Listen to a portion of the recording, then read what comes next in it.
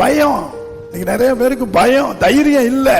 மேற்கொள்ள தைரியம் இல்ல, பிரச்சனையை மேற்கொள்ள தைரியம் இல்ல, சில போராட்டங்களை மேற்கொள்ள தைரியம் இல்ல. ஆண்டவருடைய பிள்ளைகள் எப்படி இருக்கணும்? தைரியமா இருக்கணும். நம்ம தான் அவருடைய ரத்தத்தினால கழுவப்பட்டுட்டோம்ல, நம்ம தைரியமெல்லாம் இருக்கணும். பயமானது வேதனை உள்ளது, பயப்படுகிறவன் தேவனுடைய பிள்ளை இல்லை என்று. நம்ம ஆண்டவருடைய பிள்ளை. வரட்டும் 1000 பிரச்சனை மேற்கொள்ளுவோம். தாவீது யுத்த காலத்துல போற பொழுது அவன் அண்ணெல்லாம் பயந்தான், ராணுவமே நடுங்குது.